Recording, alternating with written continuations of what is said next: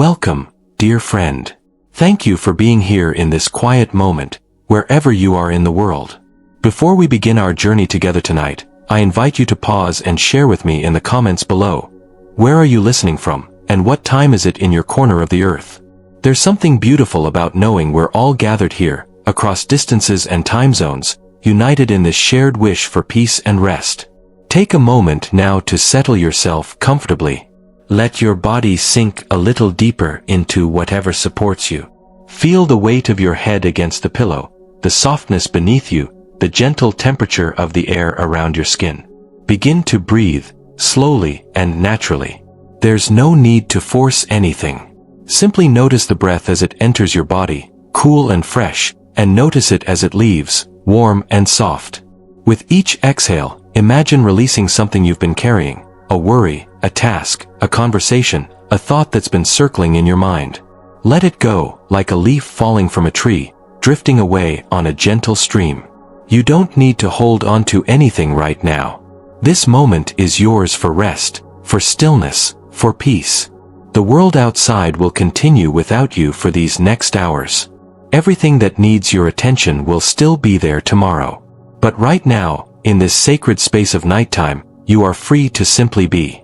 Tonight, we explore a teaching that lives at the very heart of Zen Buddhism, a truth so simple that it often hides in plain sight, yet so profound that understanding it can transform everything.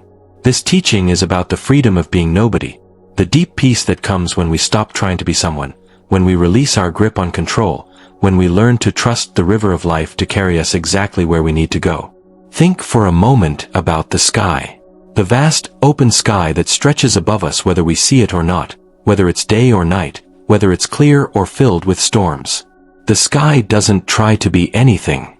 It doesn't struggle to hold the clouds or push them away. It simply allows everything to pass through it. Birds flying, clouds drifting, rain falling, sunlight streaming. The sky remains itself, spacious and free, never cluttered, never diminished by what moves through it. This is the nature of our true self, the self beneath all the roles we play, all the identities we clutch, all the ways we try to prove our worth or secure our place in the world. We spend so much of our lives trying to be somebody. We build identities like constructing houses, piece by piece, brick by brick. I am successful, I am kind, I am strong, I am intelligent, I am loved, I am needed.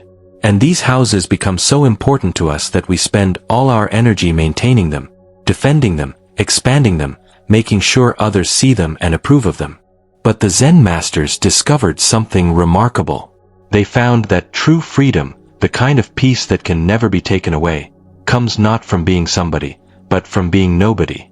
Not nobody in the sense of worthlessness or insignificance, but nobody in the sense of emptiness, spaciousness, freedom from the prison of self-concern. Like water that takes the shape of whatever container holds it, yet remains essentially itself. Like wind that moves through the world touching everything, yet never trying to grasp or possess anything it touches. There's a famous Zen saying, before enlightenment, chop wood, carry water. After enlightenment, chop wood, carry water. The tasks remain the same. Life continues with its ordinary rhythms. What changes is the one who does the chopping, the carrying. The self that was so heavy, so solid, so constantly demanding attention and validation, begins to lighten, to become transparent, to dissolve like morning mist when the sun rises. And in that dissolution, there is not loss but liberation. Not emptiness in the sense of lack, but emptiness in the sense of infinite possibility, of space for life to move through us unobstructed. Let me share with you some stories tonight, tales from the old tradition, each one a lantern lighting the path toward this freedom. These stories come from a time when monks walked dusty roads between monasteries, when wisdom was passed from teacher to student through careful attention and patient presence, when the whole of spiritual practice could be contained in a single gesture, a single breath, a moment of recognition so clear it changed everything. In a mountain monastery, where bamboo groves whispered secrets to the wind and stone paths curved between gardens of raked gravel, there lived a monk named Kenji. He had been at the monastery for 7 years, and in those years, he had worked harder than perhaps any student the master had ever seen. He rose before dawn to meditate, sat in perfect posture for hours, studied the sutras with meticulous attention, kept every precept with unwavering dedication. His robes were always clean, his sleeping quarters immaculate, his movements in the temple precise and reverent. Other monks would sometimes grow weary, would sometimes laugh too loudly or sit in lazy contentment watching clouds drift past, but not Kenji. Kenji was determined to become enlightened, to achieve the great breakthrough, to become somebody worthy of the Dharma, somebody his master would recognize and approve, somebody who had finally transcended the ordinary world of suffering and delusion. One evening, as the last light of day painted the mountains gold and crimson, the master called Kenji to his quarters. The master was an old man now, his face deeply lined like cracked earth that has known many seasons, his eyes still bright with something that couldn't quite be named. Not happiness exactly, but a kind of settled peace, like a pond that has finally stopped rippling and now reflects the sky with perfect clarity. The master poured tea with slow, deliberate movements, each gesture complete in itself, neither hurried nor delayed. He offered a cup to Kenji, who accepted it with a bow so deep and formal that it almost seemed excessive. "Tell me, Kenji," the master said, his voice soft as silk sliding over wood, "why did you come to this monastery?" Kenji straightened his back, choosing his words carefully. "Master, I came to free myself from suffering. I came to attain enlightenment. I came to understand the nature of mind and reality. I came to become someone who has truly awakened." The master sipped his tea, steam rising in gentle curls before his face. "And how is this work of becoming going?" he asked. Kenji felt a small flutter of pride. "I believe I'm making progress, master. I meditate for 6 hours a day now. I've memorized 12 sutras. I maintain mindfulness in every activity. I'm becoming the kind of monk I've always wanted to be." The master was quiet for a long moment, looking out at the darkening garden where fireflies were beginning to drift like tiny floating stars. Then he said, "Tell me, Kenji, what was your face before your parents were born?" This was a traditional koan, one of those paradoxical questions Zen masters use to crack open the rational mind, to point beyond conceptual thinking to direct seeing. Kenji had studied this koan. He had read commentaries, heard Dharma talks about it, contemplated it during meditation. He opened his mouth to give an answer he thought was profound, but the master held up a hand. "No," the master said gently. "Don't tell me what you think. Don't tell me what you've learned. Don't tell me what somebody like you should say. Just show me, right now, what is your original face?" Kenji sat in silence, his mind suddenly scrambling, searching through everything he knew, everything he'd studied, trying to find the right answer, the answer that would prove his understanding, that would make his master proud, that would confirm all his years of hard work. But the more he searched, the more confused he became, like trying to grab water with his fists. The harder he grasped, the more it slipped away. Finally, after what felt like an eternity, Kenji whispered, "I don't know, master. I don't know." And he felt, in saying this, like he had failed some crucial test, like all his years of practice had led only to this moment of defeat. But the master smiled, a smile so warm and genuine it seemed to light the darkening room. "Ah," he said. "There. Right there. That moment when you said, 'I don't know,' and you meant it completely. Did you notice? For just that instant, you forgot to be the monk who's trying so hard to become enlightened. You forgot to be Kenji, the serious practitioner. You forgot to be somebody. And in that forgetting, your original face appeared. Clear as this evening sky. Simple as your next breath." Kenji stared at his master, something shifting inside him like a door opening to a room he'd lived beside his entire life but never entered. "You mean," he said slowly, "that all this time, all this effort to become somebody worthy, to achieve something, to attain enlightenment, has been the very thing keeping you from the freedom you seek?" The master finished gently. "The trying itself is the obstruction. The one who tries is the prison. Enlightenment isn't something you achieve. It's what remains when you stop trying to be somebody who achieves. It's what you already are, have always been, when you're not busy constructing and defending and maintaining this sense of being a separate self who needs to get somewhere other than right here." The master poured more tea. the sound of liquid flowing into the cup suddenly seeming loaded with significance. Tell me, when you pour tea, does the tea try to be tea? Does it rehearse being liquid? Does it practice flowing? Does it worry about whether it's being tea correctly? No. It simply is what it is, moment by moment, taking the shape of whatever contains it, fulfilling its nature without any self-consciousness, without any effort to be something it's not. This is the freedom of being nobody. Not the nobody of worthlessness, but the nobody of naturalness, of living from your original nature rather than from your constructed ideas about who you should be. That night, Kenji sat in his room long after the monastery had fallen silent, long after the last lamp had been extinguished, sitting in darkness so complete it was like being held in the palm of a vast, gentle hand. And slowly, something began to release in him. Not dramatically, not with fanfare or sudden illumination, but quietly, like tension draining from muscles that have been clenched so long they forgot they could relax. He began to notice how exhausting it was, this constant project of being somebody, maintaining somebody, proving somebody. How much energy it consumed to constantly monitor whether he was being a good enough monk, whether he was progressing fast enough, whether he was worthy of respect or approval or recognition. And as he noticed this, as he simply allowed himself to feel the weight and weariness of it all, something in him began to soften, to settle, to stop striving. He realized he had been living his entire spiritual life as if enlightenment were a destination he needed to reach, a trophy he needed to win, a status he needed to achieve. But sitting there in the darkness, breathing quietly, he began to sense something else.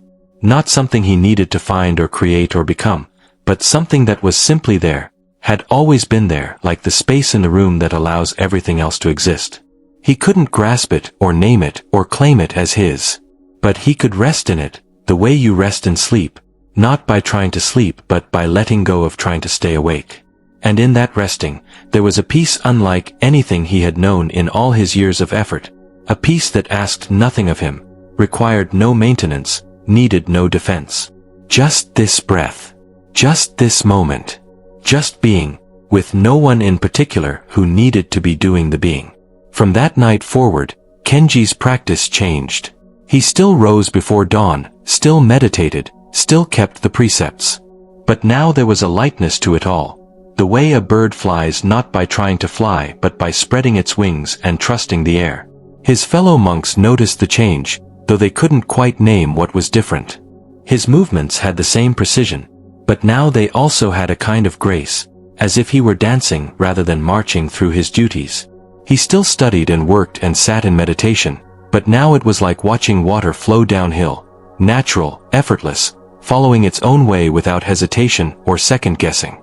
He had stopped trying to be somebody worthy of enlightenment and had discovered something far more profound, the freedom of being nobody at all, which turned out to be the same as being everything, being life itself, unobstructed and awake. Reflect for a moment on this story as you rest here in the darkness. Perhaps you too have felt this weariness, this exhaustion of constantly trying to be somebody. Somebody successful, somebody loved, somebody who has it all figured out, somebody who meets all the expectations including your own. What would it feel like to set that burden down, even just for these hours of sleep?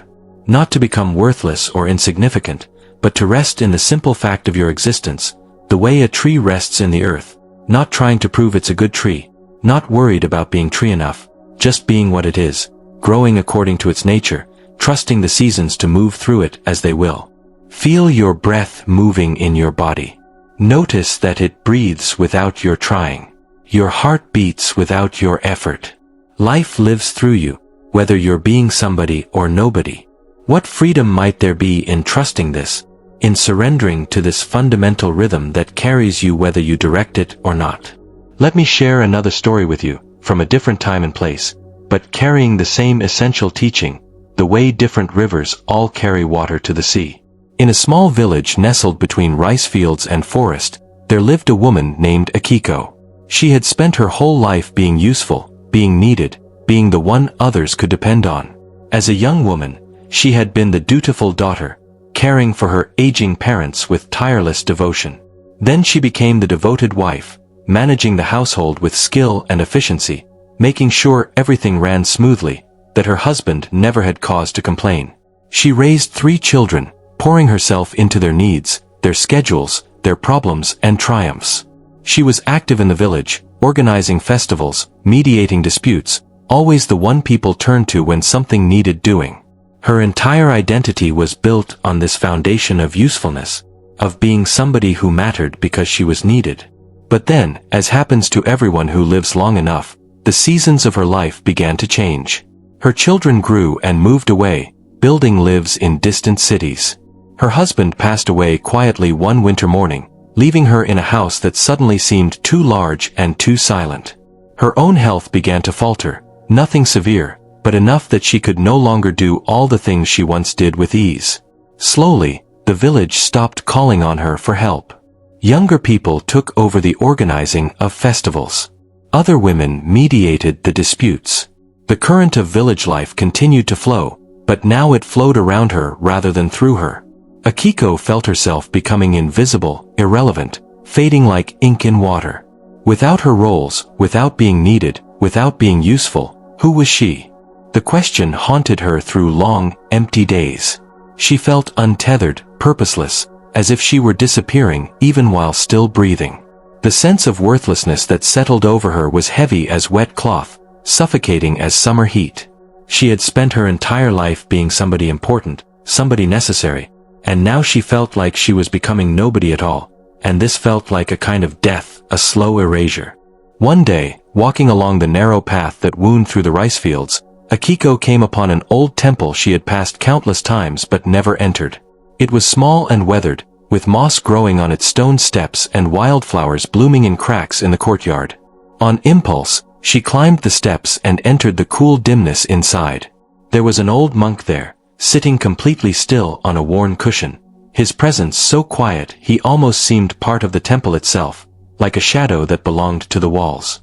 Akiko didn't mean to disturb him, but something in her broke open, and before she knew it, she was speaking, her voice trembling. "Forgive me, but I must ask. What is the point of a life that has become useless? I used to be needed, important. Now I'm just old and forgotten. What value does such a life have?" The monk opened his eyes slowly, as if waking from a deep rest, and looked at her with such kindness that she felt tears begin to slip down her cheeks. "Come," he said simply. "Sit with me." She sat, awkwardly at first, not used to being still without purpose, without a task to accomplish. The monk was quiet for a long time, and in that quietness, Akiko became aware of sounds she normally rushed past. The whisper of wind through the temple's wooden eaves, the distant call of a bird, the soft creaking of old wood settling in the warmth of afternoon. Finally, the monk spoke, his voice so soft she had to lean forward to hear. "Tell me," he said, "what is the purpose of the moon?" Akiko blinked, confused by the question. "The moon? I suppose it lights the night. It affects the tides. The monk shook his head gently. "The moon doesn't try to light the night. It doesn't work to affect the tides. It simply is, moving through its phases, waxing and waning, reflecting light it didn't create. It serves no purpose of its own making. And yet, is the moon without value? When you see it rising full and luminous over the rice fields, do you think this moon must justify its existence? Or do you simply receive its beauty, its presence, grateful that it exists?" Something in Akiko's chest began to crack, like ice breaking in spring thaw. The monk continued, "You've spent your life being somebody useful, somebody needed, and this is beautiful, like the moon in its fullness. But now you're discovering the freedom of being nobody in particular, nobody whose worth depends on what they do or provide. And this too is beautiful, like the moon when it wanes to nothing, invisible in the sky, yet still present, still itself, just resting before the cycle begins again. Can you feel the relief in this? The deep rest of not having to prove your value, not having to justify your existence, not having to be anything other than what you simply are in this moment." Akiko sat with this, feeling something old and tight beginning to loosen inside her. The monk rose slowly, gesturing for her to follow. He led her out to the temple garden, where an old stone basin sat in the shade of a maple tree. Water dripped into it from a bamboo spout, one drop at a time, each drop creating perfect circles that spread across the surface before fading. "Watch this," the monk said.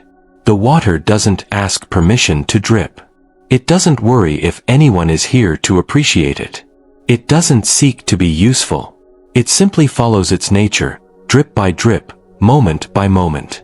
And in this simple being, in this natural flowing, there is a rightness, a perfection, that no amount of trying could create." They stood together in the dappled shade, watching the water, and Akiko felt something she hadn't felt in years. Peace. Not the peace that comes from accomplishment or recognition, but the peace that arises when you stop fighting against what is, when you stop demanding that life be different than it is, when you allow yourself to simply be, like water dripping, like the moon moving through its phases, like a tree in winter that has released all its leaves and stands bare and honest against the sky. "You see," the monk said gently, "your suffering hasn't come from becoming useless. It's come from believing that your value depends on being useful. But your true nature, what you really are beneath all the roles and identities, has never been about usefulness or uselessness. It's like the sky, it doesn't serve any function, yet could anything be more essential? It's just spacious, open, allowing everything to be. When you stop trying to be somebody important and allow yourself to be nobody in particular, you discover that you've always been everything. Not in a grandiose way, but in the most intimate, immediate way. You are this moment, this breath, this awareness that receives all experience without needing to claim it or control it or make it mean something about you." Akiko began visiting the temple regularly. Not to learn anything, not to become anything, not even to find peace in any deliberate way. She simply sat in the quietness, breathing with the breathing of the ancient building, existing with the same simple presence as the stone basin and the dripping water. And gradually, so gradually she could barely notice it happening, she began to feel lighter.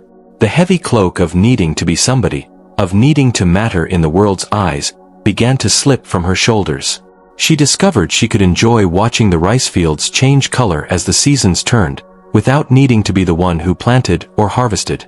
She could appreciate the laughter of children playing in the village square, without needing to be the one who raised them or taught them. She could exist on a sunny afternoon with nothing to do and nowhere to be, and instead of feeling worthless, she felt free. Free as the clouds that drifted overhead, forming and dissolving, serving no purpose, yet essential to the beauty of the sky. She was nobody in particular, and in that nobodiness, she found she was intimately connected to everything, the way silence connects all sounds, the way space holds all forms. One day, many months later, a young woman from the village came to Akiko's door. She was troubled, overwhelmed by the demands of her life, exhausted from trying to be everything to everyone. She had heard that Akiko sometimes went to the old temple, and something made her think Akiko might understand her struggle. They sat together on Akiko's small porch, drinking tea, and the young woman poured out her troubles, the endless expectations, the feeling of never being enough, the weariness of constantly trying to prove her worth. Akiko listened with the kind of deep attention she had learned in the temple, the kind that doesn't plan what to say next but simply receives what is being offered. When the young woman finally fell silent, Akiko was quiet for a moment, then said, "Do you hear the wind in the bamboo?" The young woman paused, listening. "Yes," she said. "What about it?" Akiko smiled. "The bamboo doesn't try to make music. The wind doesn't try to play an instrument. They simply are what they are, and the music happens naturally from their meeting. Your life can be like this, not something you have to force or manufacture or perfect, but something that flows naturally when you stop trying so hard to be somebody and allow yourself to simply be. Nobody in particular. Everything that's needed. Both at once." The young woman left that day with something she couldn't quite name, a seed of understanding that would take time to grow, but that had been planted nonetheless. And Akiko sat on her porch as evening came, watching the light fade from gold to rose to purple to the deep blue of twilight, feeling a contentment she had never known in all her years of usefulness.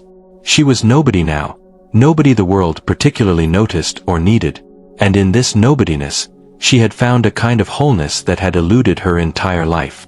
She was like the space in a room, unnoticed, unappreciated, yet absolutely necessary for everything else to exist. She was like the silence between notes that allows music to be music. She was nobody, and in being nobody, she had become intimately part of everything. As you lie here now, letting this story wash over you like gentle waves washing over sand, notice what it brings up in you. Perhaps you too have built your sense of worth on being needed, being useful, being somebody who matters in visible, measurable ways. And perhaps there are times when this feels exhausting, when you long to set down this burden of importance, to rest in simple being without needing to prove anything or accomplish anything or matter to anyone. What would it feel like to know that your value doesn't depend on what you do or provide or achieve? That you are inherently worthy simply by existing, the way a flower is worthy, the way a stone is worthy, the way the stars are worthy. Not because they serve some function, but because they are part of the great pattern, the great flowing of life that includes everything and excludes nothing. Let your body sink deeper now. Feel the weight of your limbs becoming heavier, more relaxed. There's nowhere you need to go, nothing you need to do. For these hours of darkness, you can release all your roles, all your responsibilities, all the ways you try to be somebody. You can simply be nobody, resting in the spaciousness of your original nature, the self before all the adding on, before all the constructing and defending and maintaining. Just this breath, just this moment, just the simple miracle of existing, which requires no effort and has no purpose beyond itself. Let me share one more story with you, a story about a river and a stone, about the way life flows around and through everything, if only we can stop resisting long enough to notice. There was a Zen master who lived in a hermitage high in the mountains, where mist clung to the valleys below and eagles circled on invisible currents of air. Students would sometimes make the long, difficult climb to seek his teaching, hoping for some profound transmission, some secret key that would unlock the door to enlightenment.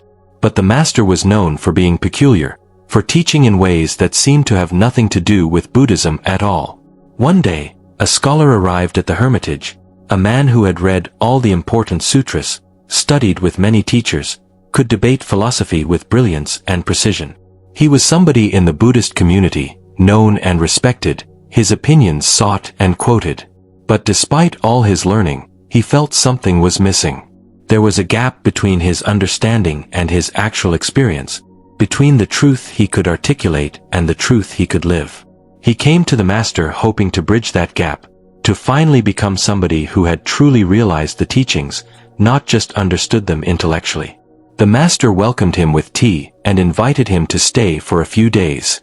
But instead of giving Dharma talks or assigning meditation practices, the master simply asked the scholar to help with daily tasks. Together they worked in the small garden, pulling weeds, watering plants, harvesting vegetables. They prepared meals in silence. They swept the hermitage and mended the roof and chopped wood for the fire. At night, they sat on the porch watching darkness settle over the mountains like a vast, gentle blanket being pulled across the world. After 3 days of this, the scholar grew frustrated. "Master," he said, unable to contain his impatience any longer, "I've come all this way to learn the Dharma, and you have me pulling weeds and chopping vegetables. When will you teach me? When will you show me the way to realization?" The master smiled, that infuriating smile that Zen masters seem to specialize in, as if they know something amusing that you've yet to discover. "Come," he said. "Let me show you something." He led the scholar down a narrow path to a place where a stream ran over rocks, creating a continuous music of water flowing, splashing, bubbling. The master pointed to a large stone in the middle of the stream, water parting around it, flowing over it, creating patterns of ripples and eddies before continuing on its way to the valley below. "Do you see this stone?" the master asked. The scholar nodded, wondering what this had to do with anything. "Yes, I see it. This stone," the master said, "has been in this stream for longer than I've been alive, longer than this hermitage has stood on this mountain. Day after day, year after year, the water flows over it and around it. Now tell me, does the water struggle against the stone? Does it complain about this obstacle in its path? Does it worry about whether it's flowing correctly, whether it's being good enough water, whether it will achieve its goal of reaching the valley? Does it hold grudges about yesterday's rocks or anticipate tomorrow's? No.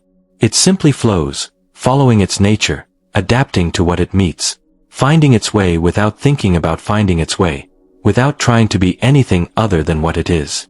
The master picked up a small pebble and tossed it into the stream.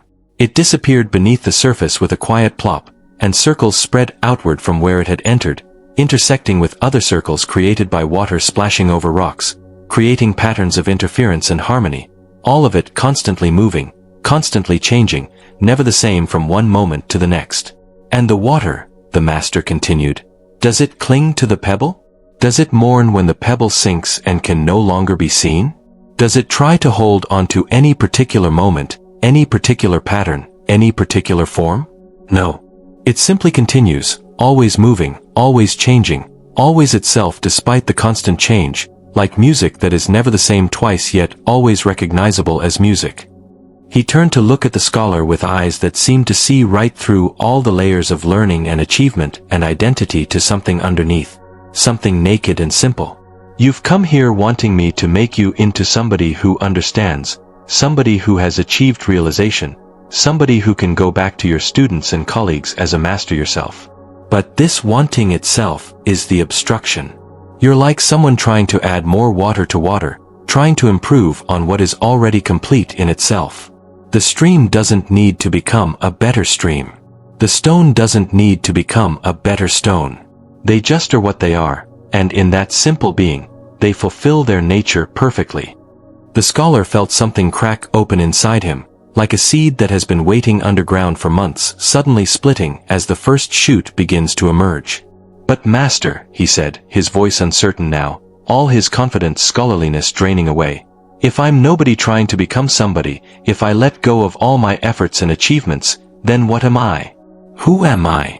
The master laughed, a sound like water over rocks. Exactly. What are you? This is the great question. The only question that really matters. Not, what should I become? But, what am I right now, before I add all this thinking and trying and identifying?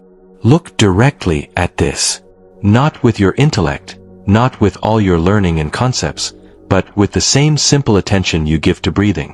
What are you, right here, right now, in this moment before you tell yourself any stories about who or what you are? The scholar stood by the stream, listening to the water, feeling the breeze on his face, smelling the rich scent of earth and pine and mountain air, and for just a moment, just a fleeting instant, he stopped. All the thinking stopped. All the trying to figure it out stopped. All the concern about being somebody or nobody stopped. And in that stopping, there was just this, awareness being aware, life being alive, presence presenting itself with no one in particular who needed to claim it or understand it or do anything with it at all. It lasted only a moment before his mind rushed back in with its comments and interpretations and attempts to grasp what had just happened. But that moment was enough. Something had been seen that couldn't be unseen, like catching a glimpse of your own eye in a mirror. Brief, paradoxical, but undeniable. That, the master said softly, seeing the shift in the scholar's face. That moment when everything stopped and there was just this simple presence, this simple being. That's your original nature. Not something you have to create or achieve or become. It's what you are when you stop trying to be somebody. It's like the space that holds the stream and the stone and the sky and you and me. Unnoticeable until you notice it, then obvious as breath, intimate as your own heartbeat. They sat by the stream for a long time as afternoon faded into evening, the light changing from bright to golden to soft blue, shadows lengthening, the temperature dropping as the sun slipped toward the western peaks. The master spoke occasionally, his words simple and direct, pointing again and again to what was already there, already obvious, already complete. You see, the great secret isn't secret at all. It's just that we're so busy trying to be somebody special, somebody enlightened, somebody who has attained something remarkable, that we miss what's right here. We miss our own original face, our own true nature, which has never been missing, never been broken, never needed fixing or improving or perfecting. It's like a fish swimming through the ocean asking, where is the water? Or a bird flying through the sky asking, where is the air? You're already living in the middle of what you seek. You're already it. You just keep mistaking yourself for this character in the story, this somebody with a history and a future and problems to solve and goals to achieve, when your real nature is the awareness in which all of this appears, the space in which the whole story unfolds. The scholar stayed at the hermitage for 2 more weeks. He stopped asking questions and just lived alongside the master, doing ordinary tasks with full attention, sitting in silence, walking the mountain paths, watching the stream, observing the way moss grew on the north side of trees and how birds sang differently at dawn than at dusk. And slowly, without his noticing exactly when or how, something fundamental shifted. The sense of being somebody special who needed to achieve something special began to fade, like footprints on a beach being erased by incoming tide. Not in a way that made him feel diminished or worthless, but in a way that actually felt like relief, like setting down a heavy pack he'd been carrying for so long he'd forgotten it wasn't part of him. He began to understand, not intellectually but in his bones, what the master had been showing him. That true freedom wasn't freedom to be somebody important, but freedom from the need to be anybody at all. That wisdom wasn't something you acquired or accumulated, but what remained when you stopped cluttering your mind with all the acquiring and accumulating. That peace wasn't a state to achieve, but what you discovered when you stopped running from this moment toward some imagined better moment in the future. He was like the stream now, flowing naturally, adapting to whatever it met, sometimes fast and sometimes slow, sometimes clear and sometimes muddy, but always itself, always complete, always just exactly what it was in each moment without any need to be anything else. When the time came for the scholar to leave, to return to his ordinary life in the world below, he bowed deeply to the master. There were tears in his eyes, but they were tears of gratitude, of recognition, of homecoming to something that had always been there but he'd been too busy to notice. The master walked with him to the edge of the hermitage grounds, to where the path began its descent down the mountain. "Remember," the master said, his voice gentle as dawn light, "you're not taking anything with you that you didn't already have when you arrived. You're just taking yourself, but yourself seen clearly for the first time. Not the somebody you've been trying to be, but the nobody you actually are, which is the same as being everything, being this moment exactly as it is, being the awareness in which all experiences arise and pass like clouds in the open sky of your true nature." The scholar bowed once more and began his descent. The path was steep and rocky, requiring careful attention to each step, and he noticed something remarkable. When he gave his full attention to walking, when he was simply placing one foot and then the other, feeling the ground beneath him, adjusting his balance as the terrain shifted, there was no sense of being a somebody who was walking. There was just walking happening, just attention present, just life living itself through this particular form. And in that, there was a lightness, an ease, a naturalness that had been missing from his entire life before. He had finally stopped trying to be somebody special and had discovered the extraordinary ordinariness of simply being, of being nobody in particular, which turned out to be the same as being intimately, immediately, undeniably alive. Rest now in this understanding, in this possibility. Feel how your breath continues without anyone needing to breathe it. Feel how awareness continues without anyone needing to be aware. Life is living itself through you, moment by moment, breath by breath, heartbeat by heartbeat. You don't have to direct it or control it or make it into something other than what it is. You can simply rest in it, the way a leaf rests on water, carried by currents it doesn't need to understand, floating toward destinations it doesn't need to choose. There's such freedom in this surrender, in this letting go of the exhausting project of being somebody. Not the surrender of defeat, but the surrender of trust, of allowing, of saying yes to this moment exactly as it is, exactly as you are, without needing anything to be different. Let your mind become quiet now, like a pond settling after a stone has been thrown into it. The ripples spreading out, becoming smaller and smaller, until finally the surface is still again, reflecting the sky with perfect clarity. Your thoughts are like those ripples. They arise, they spread, they fade. And beneath them, always present, always quiet, is the still awareness that watches them come and go, that is touched by them but never disturbed by them, like the depths of the ocean that remain forever calm no matter what storms move across the surface. I want to share with you now about the old Zen teaching of naturalness, of returning to your original simplicity. There's a famous story about a master who was asked, "What is the way?" And he replied, "Ordinary mind is the way." The student, confused, asked, "Then how do we work toward it?" And the master answered, "If you try to work toward it, you move away from it. This sounds paradoxical, but it points to something essential. Your true nature isn't something you need to create or construct or achieve. It's what you are when you stop adding things, stop trying to be something you're not, stop resisting what is. Think about a child, very young, before they've learned to be self-conscious, before they've absorbed all the rules and expectations and ideas about who they should be. Watch such a child, and you'll see complete naturalness. When they're happy, they laugh with their whole body. When they're sad, they cry without holding back. They give their full attention to whatever they're doing, stacking blocks, watching an ant crawl across the ground, splashing in water. They don't divide their experience into this is important and this is not important, this is spiritual and this is mundane, this is me doing well and this is me failing. They just live, moment to moment, fully present, completely natural. And then, gradually, through socialization and education and the 1,000 small ways we're taught to fit in and measure up and be somebody acceptable, we lose this naturalness. We learn to filter our experience through the lens of how it reflects on us, what it means about us, whether it's helping us become the person we're trying to be. But the wisdom of Zen points back to that original naturalness. Not by becoming childish, not by rejecting responsibility or wisdom gained through experience, but by recovering the directness, the immediacy, the unself-conscious presence that we had before we learned to watch ourselves constantly, to judge ourselves constantly, to try to be somebody other than what we simply are. A Zen master once said, "Before I studied Zen, mountains were mountains and rivers were rivers. When I first studied Zen, mountains were no longer mountains and rivers were no longer rivers. But when I understood Zen, mountains were again mountains and rivers were again rivers." This points to the journey from naturalness to self-consciousness to recovered naturalness. First, we live simply, directly, without questioning.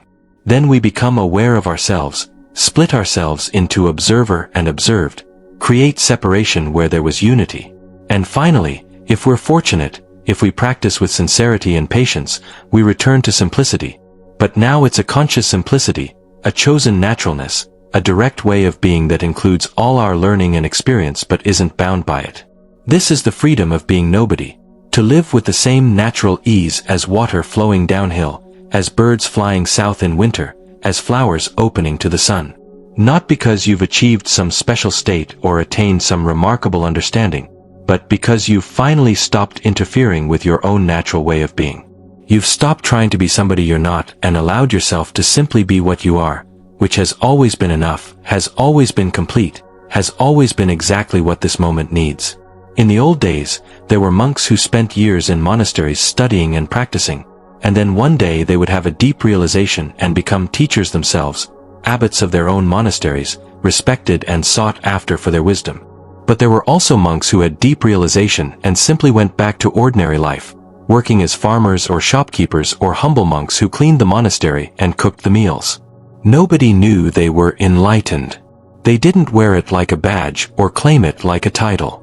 They just lived naturally, simply, doing what was needed in each moment without any self-consciousness about being somebody special. And perhaps these were the truest examples of the teaching, because they embodied the very thing they had realized, that being nobody in particular is not a diminishment but a liberation, not a loss but a homecoming. There's a story about such a monk, a man named Ryokan, who lived in a small hut at the edge of a village. He had once been a respected monk at a great monastery, but he left it all behind to live simply, playing with children, writing poetry, begging for his food bowl by bowl from the villagers. He owned almost nothing, a few robes, a writing brush, a small collection of sutras. When it was warm, he slept under the stars.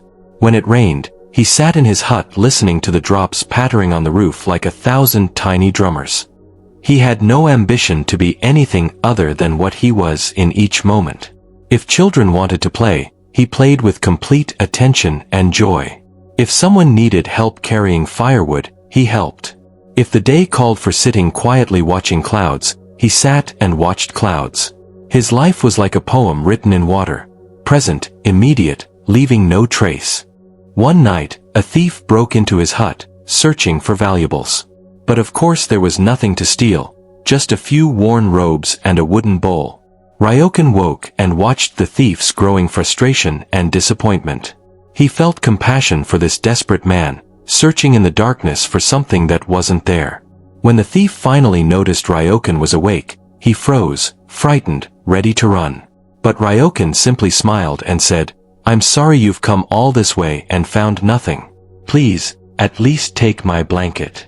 The nights are cold, and you'll need it." The thief was stunned.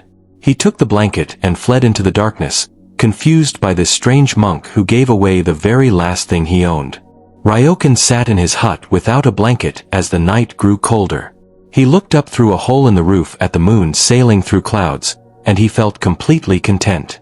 He had nothing, he was nobody in particular, and yet he was rich beyond measure. He wrote a poem that night, one that has survived through centuries. The thief left it behind, the moon at my window. He didn't feel poor because he had no possessions. He didn't feel diminished because he had no status or recognition. He had the moon, the night, the simple miracle of being alive and aware. What more could anyone need? This is the teaching the thief encountered that night without recognizing it. That freedom comes not from having more or being more, but from wanting less, being less, relaxing into the simple sufficiency of this moment as it is. Ryokan had touched something that most people spend their whole lives seeking, a peace that doesn't depend on circumstances, a joy that doesn't require reasons, a sense of completeness that isn't based on achievement or acquisition. He had stopped trying to be somebody and discovered the infinite richness of being nobody, which meant being open to everything, receiving each moment like a gift, neither grasping at what's pleasant nor pushing away what's unpleasant, just allowing life to flow through him the way wind flows through bamboo, making music without ever holding on. Your eyelids are growing heavier now. Your body is sinking deeper into rest. There's a softness spreading through you, like honey slowly spreading across warm bread, like ink dissolving in water, like ice melting into the stream that formed it. You're releasing, letting go, surrendering into sleep. And as you do, notice that this surrendering, this letting go, this releasing of control, it doesn't feel like losing something. It feels like relief. It feels like coming home.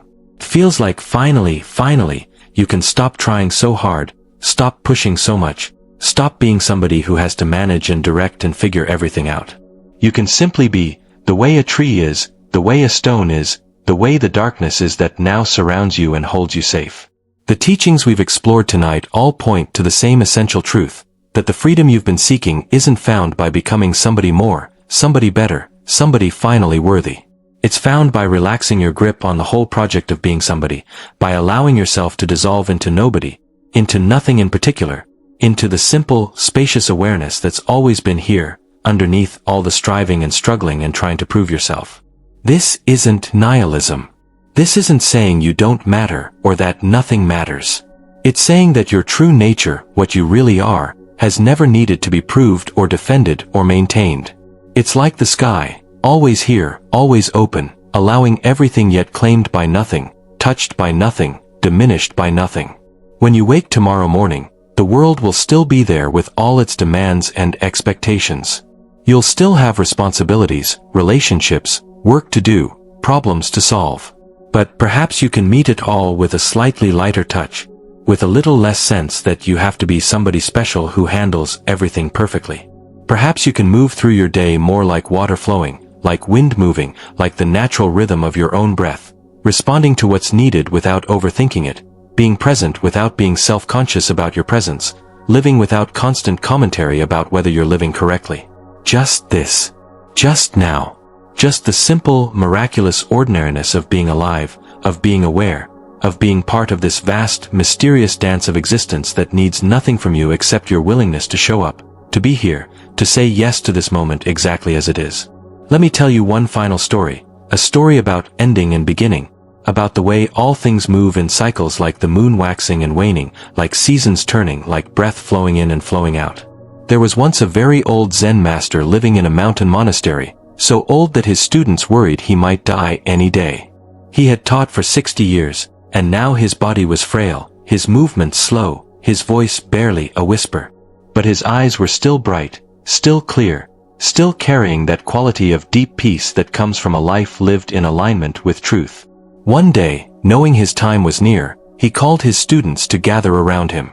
They came with heavy hearts, preparing to say goodbye, ready to receive some final profound teaching, some last words of wisdom to carry with them after he was gone. The old master looked at each of their faces, seeing their sorrow, their attachment, their fear of losing him. And he smiled, that same gentle smile he had smiled 1,000 times before. "My dear students," he said, his voice soft as wind through pine needles, "you look so sad. But tell me, what is there to be sad about? Have you learned nothing in all these years?" One student, tears streaming down her face, said, "Master, we're sad because you're leaving us. We'll miss your wisdom, your guidance, your presence. How will we continue without you?" The master chuckled, a sound like water over smooth stones. "Leaving? Going somewhere? My dear one, where could I possibly go? Do you think when this body stops breathing, I will cease to exist? Do you think what I truly am can be born or die, can come or go, can be here or somewhere else?" He gestured toward the window, where morning light was streaming through, illuminating dust motes that floated in the air like tiny planets in their own slow orbits. "Look at this light. When night comes, when the sun sets behind the western mountains, does the light cease to exist? No. It simply moves, transforms, becomes part of something else.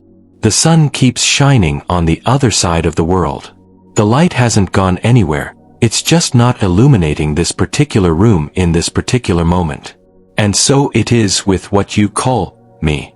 This body will stop, yes. This particular form will dissolve back into the elements that formed it.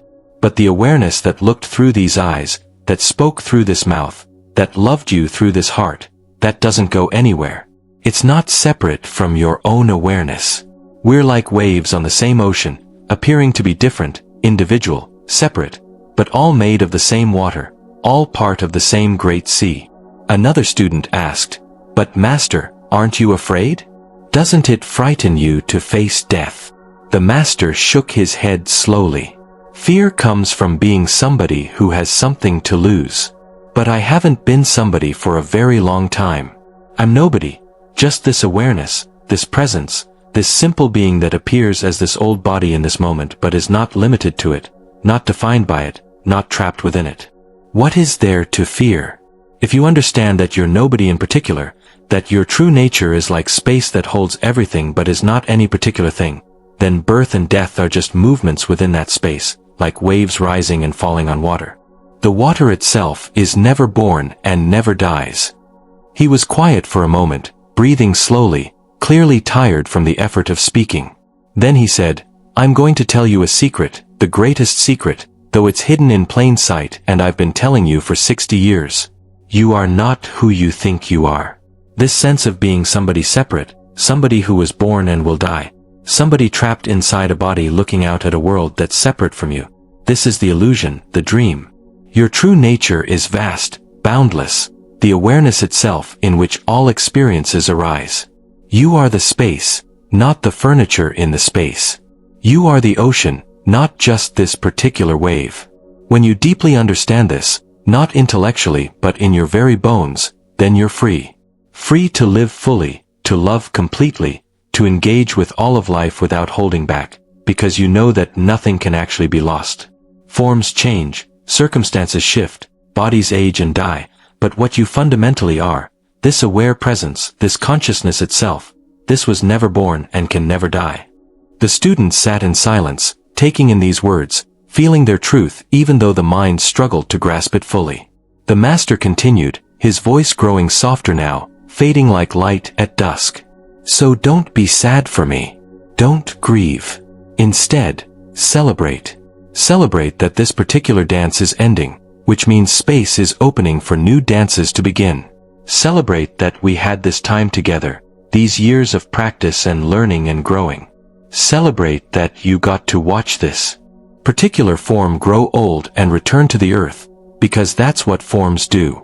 They arise, they flourish, they fade.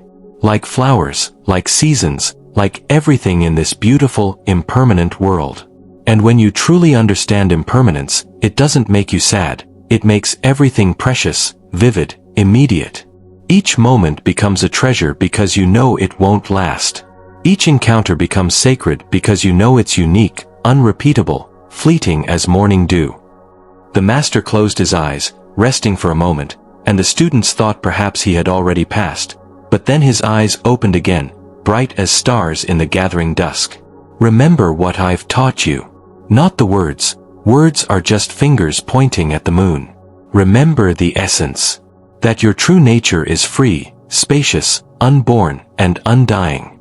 That you are nobody who needs to become somebody.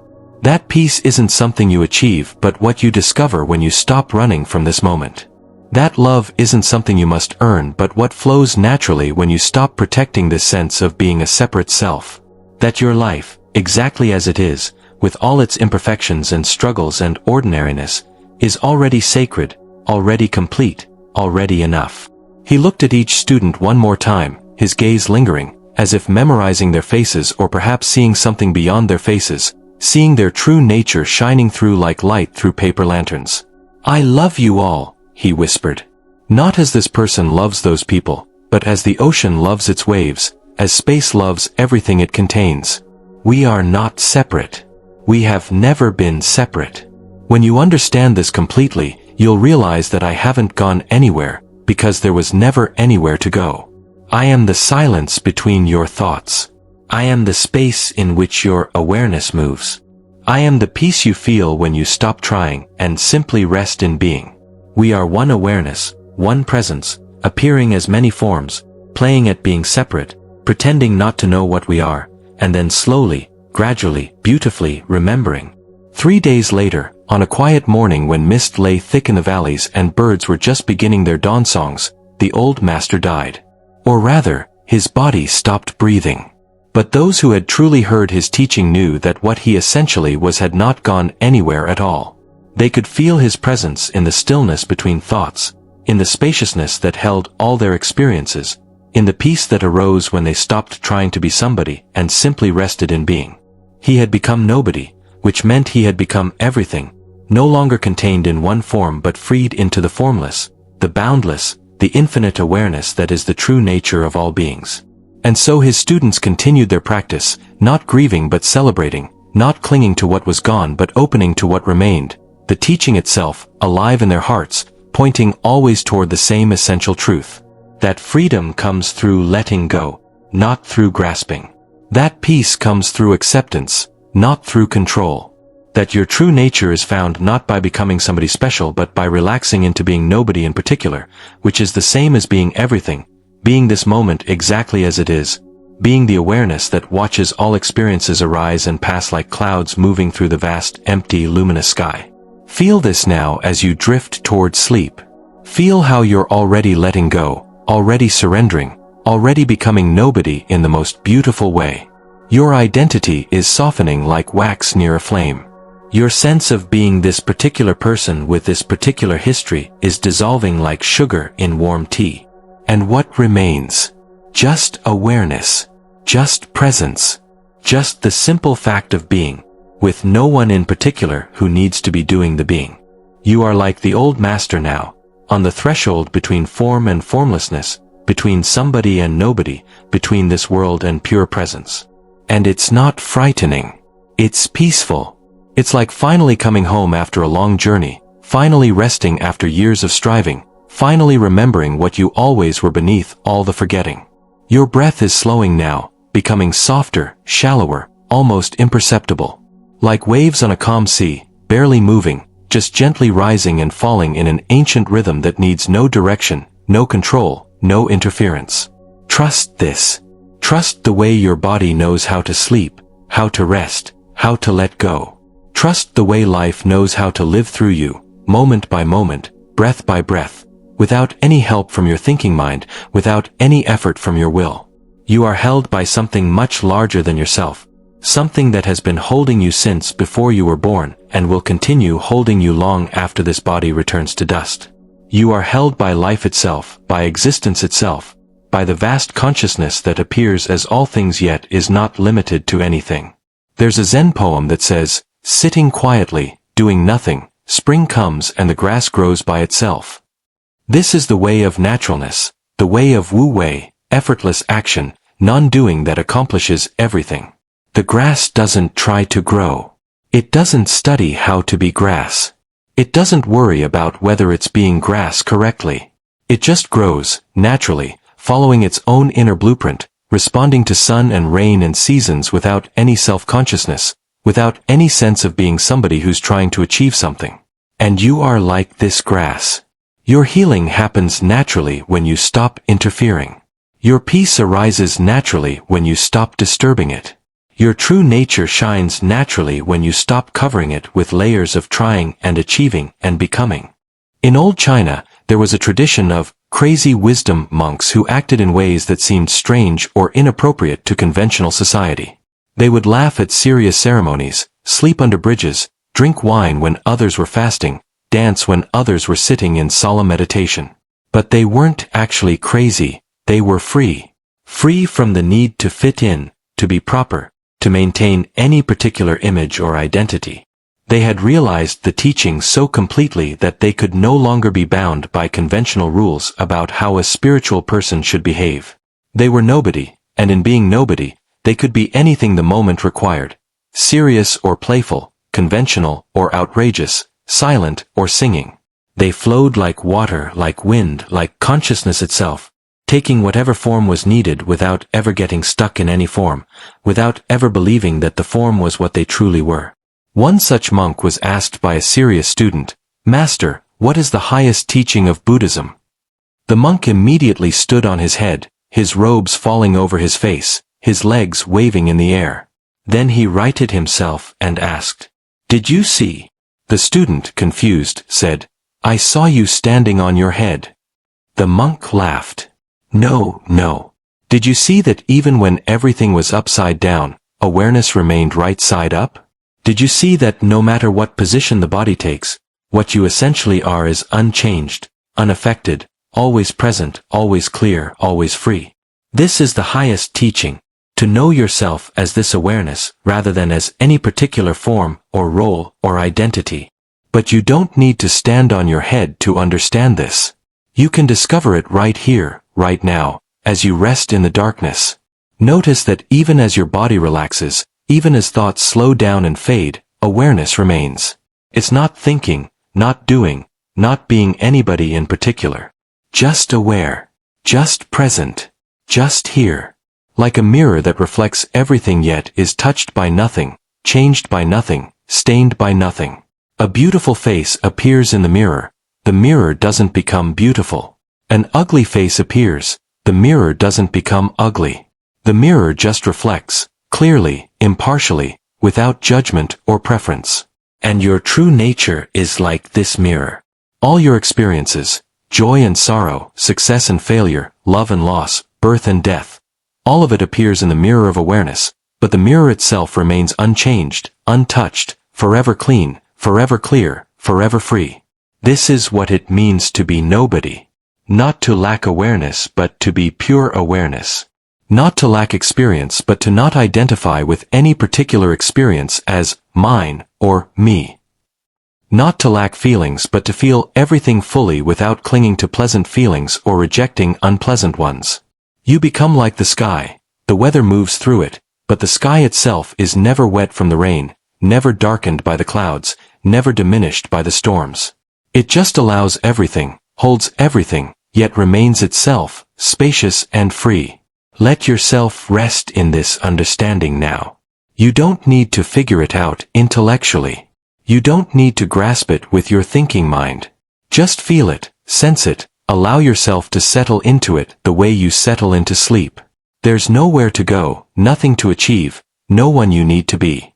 Just this presence, this awareness, this simple being that has been here all along, unchanged through all the changes of your life, constant through all the impermanence, free through all the apparent bondage, whole through all the apparent brokenness. This is what you are. This is what you've always been. This is what you can never not be, no matter how convincingly you pretend to be somebody limited, somebody separate, somebody who needs to prove their worth or find their place or achieve their purpose. The night is deep now. The world has grown quiet.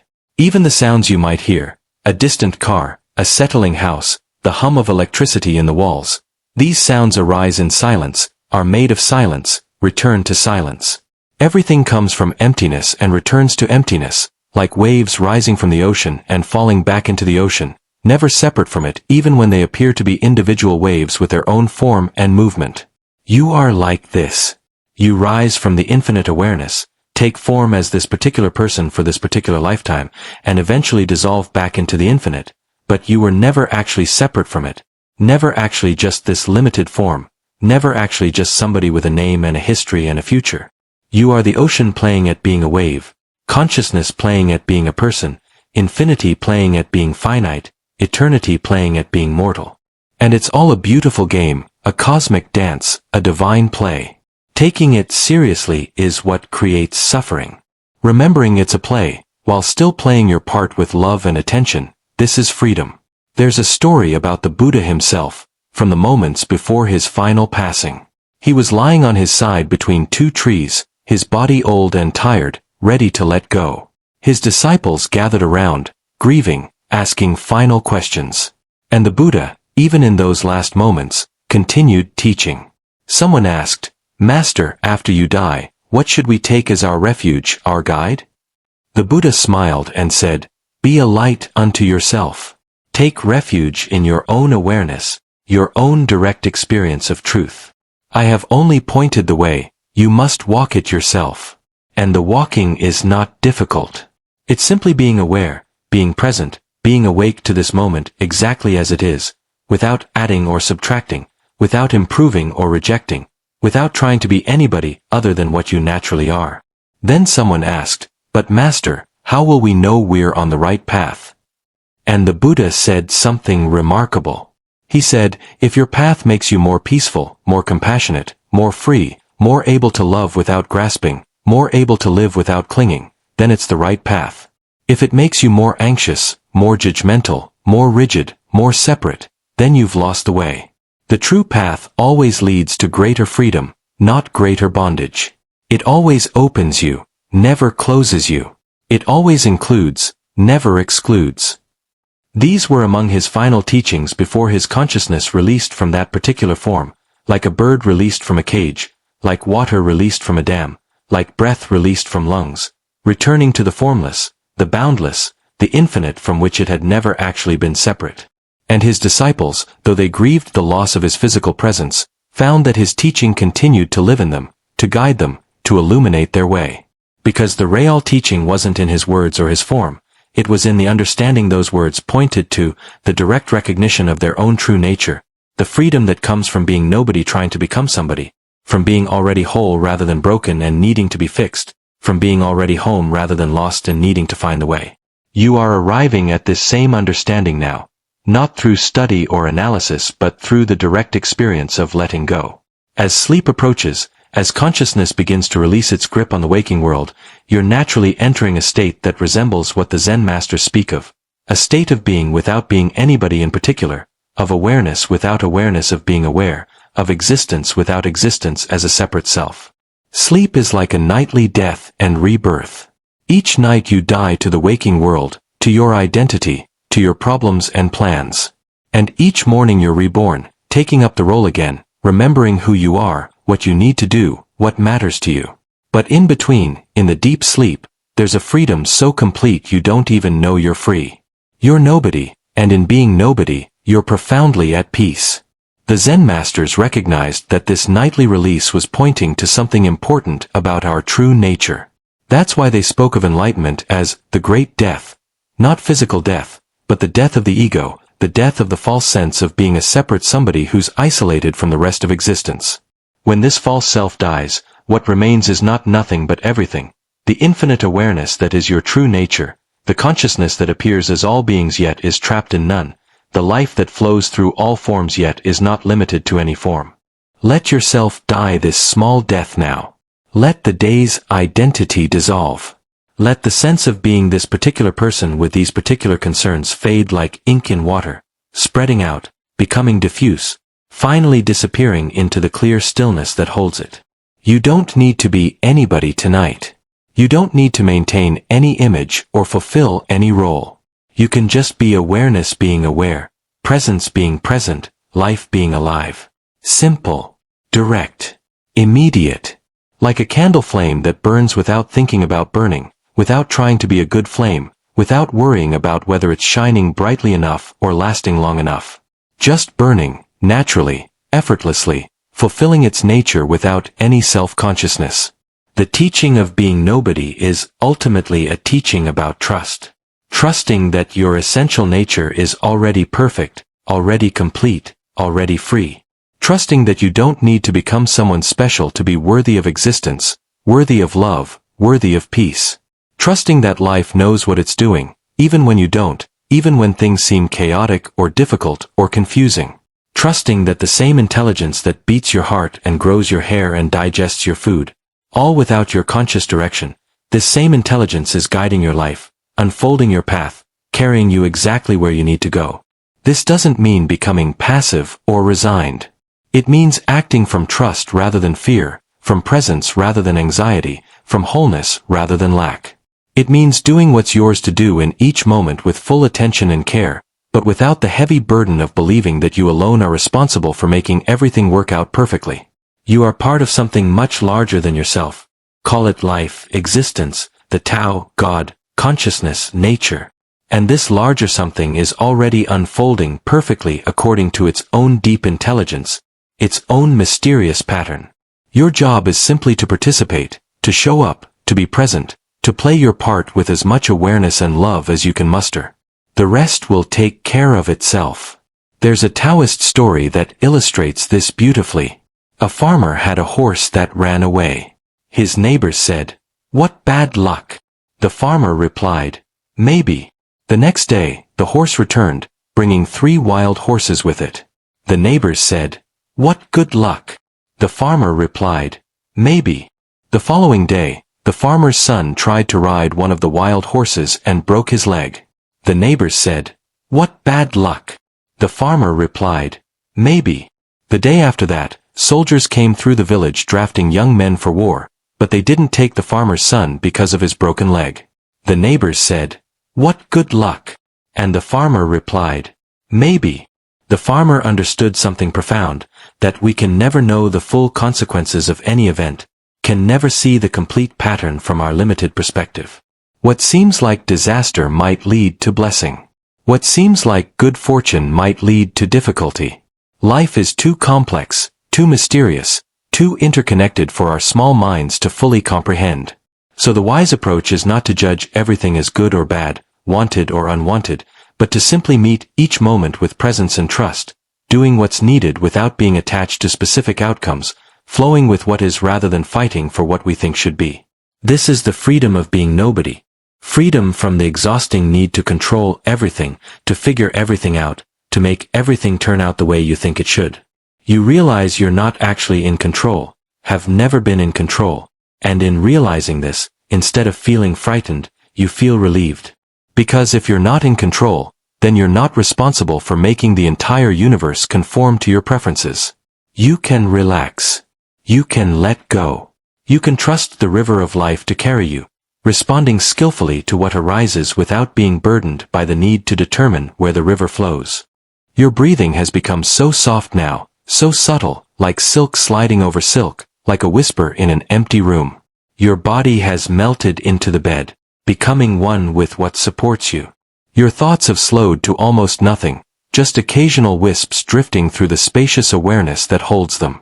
You're in that liminal state between waking and sleeping, between form and formlessness, between being somebody and being nobody. This is a sacred threshold, a holy doorway. Don't rush through it. Rest here for a moment, savoring this in-between place where you're still aware but no longer tied to any particular identity, still present but no longer grasping at anything, still here but no longer constrained by the usual boundaries of self. In this place, you can feel the truth of what the Zen masters taught. You are not this body, though you appear as this body. You are not these thoughts, though thoughts arise within you. You are not this history, though you have a history. You are the awareness in which all of this appears, spacious, open, free, unchanging even as everything changes within it. You are like the ocean that contains all waves yet is not defined by any wave, like the sky that holds all weather yet is not affected by any weather, like the mirror that reflects all images yet is stained by no image. And from this recognition comes a profound peace, a deep relaxation, an essential okayness with existence exactly as it is. Because if you're not this limited somebody trying desperately to survive and succeed and matter in the world, then there's nothing that can truly threaten you, nothing that can ultimately harm you, nothing that can take away what you essentially are. Forms will come and go, bodies will age and die, relationships will form and end, circumstances will change from pleasant to unpleasant and back again. But what you are remains, like gold that can be shaped into many ornaments but remains always gold, like water that takes many forms, ice, liquid, vapor, but remains always water, like awareness that moves through countless experiences but remains always itself, pure, clear, free. This is your true refuge. Not any external circumstance, not any achievement or possession, not any relationship or status. But this awareness itself, this consciousness that you are, that has been with you since before your first memory and will remain with you until your last breath and perhaps beyond, perhaps forever, perhaps eternally, because it was never born and therefore can never die. It is not in time but contains time. It is not in space but contains space. It is the unchanging within which all change occurs, the still point around which everything revolves, the silence from which all sounds emerge and to which all sounds return. Rest in this now. Rest so deeply that you forget to be anybody.